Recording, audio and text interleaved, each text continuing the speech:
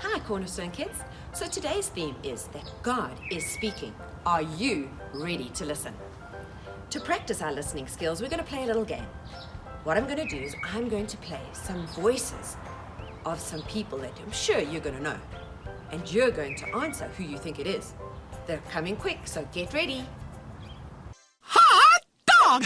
All right! Oh, boy! Hey, everybody! It's me, Mickey Mouse. There's a snake in my boot. That wasn't flying. That was falling with style. Howdy, my name is Woody, and this is Andy's room. Maybe I'm just a duck, but I'm human.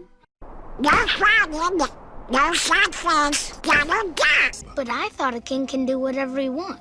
Oh, I just can't wait to be king.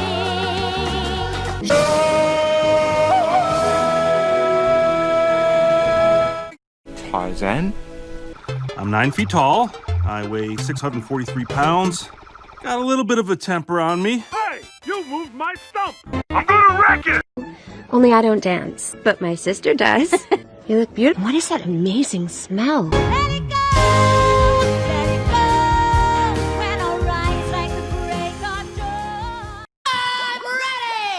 I'm ready. Imagination. Hi, I'm SpongeBob. Oh, I don't know why, but I've always loved the idea of summer and sun and all things hot. Hi, everyone. I'm Olaf, and I like warm hugs. Well done. I'm sure that you guys did great at that. And that's probably because you've heard the voices before. In fact, I'm sure you've heard many of them many times. So it's the same when it comes to hearing from God. The more we spend time with Him and the more we practice doing it, the easier it is for us. But how can we learn about recognizing God's voice? Well, you're in luck because today we're learning about a guy named Samuel. And you better listen carefully because afterwards there's a quiz. Hi, I'm Samuel and I'm 12 years old. My mom couldn't have any kids. And so you know what she did? She prayed. And God answered her prayers by giving her me. I now live in the tabernacle with Eli. He's a priest. He's getting pretty old and he's going blind. Is that him snoring? Must be late. Time for me to go to bed. Samuel! Eli? Eli, are you calling me? I guess not. Samuel! Yes, Eli? Did you call me? No. It's strange. I'm sure I heard someone calling me. Samuel! Eli? Are you calling me? Oh, that's cool. Eli says that it could be a message from God, and that next time I hear the voice, I must answer with, "Yes, God, your faithful servant is listening." Samuel! Yes, God, your faithful servant is listening. Wow, that was a long time ago. Some of you probably don't recognize me, but I'm Samuel, all grown up and old. And I'm so pleased that I learned how to hear God's voice. You know, the one time God told me I must go to Jesse's house to go and see who the next king would be. You know, Saul was king at that time and he was doing a really bad job because he wasn't listening to God. And when I arrived at Jesse's house, I walked up and I saw Eliab. Eliab was a strong man. He looked like a king. And I thought to myself, that must be the next king. But God spoke to me and said, "No, Samuel, that's not the next king. There's a little boy called David. He's a shepherd boy. That's the one I want you to anoint." And so I did. And I anointed David that day. Why am I so glad that I listened to God's voice that day? Because David turned out to be one of the best kings ever. You know, God wants us to hear his voice.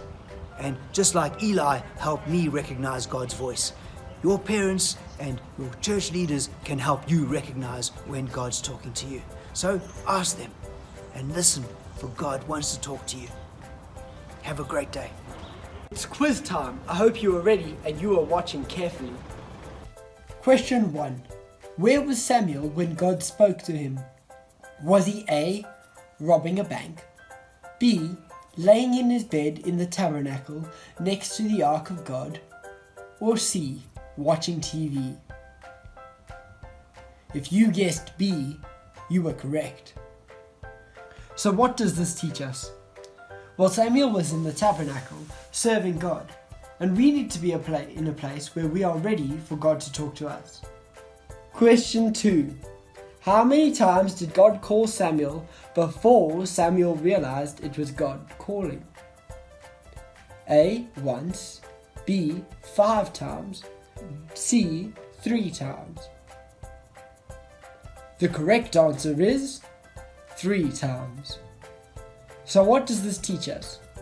God didn't give up on Samuel when he didn't get an answer. He kept on speaking. Keep on listening. God will keep trying to speak to you. Question 3. What name did God use to call Samuel? Did he A, say, "Hey you"? B, did he call him Samuel? Or C, did he call him another name like Pete? If you guessed B, you are right again. What does this teach us? Well, many times in the Bible, we see God call people by their actual name. God knew Samuel personally, and he had a specific message for him. The great news is that God knows your name too, and he has a special message just for you. Question 4. What did Samuel say when he realized it was God calling him? Did he say A, "Speak God, I am listening"? Or B, "Speak God, I am sleeping"? Or did he say C, "Speak God, I am eating"? If you guessed A, you are correct again. Well done. So what does this teach us?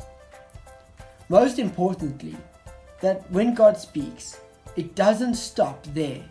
We have to hear what he says and then actually do what he says.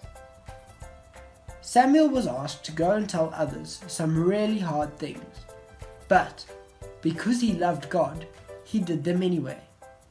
Will you love God enough to do what he asks?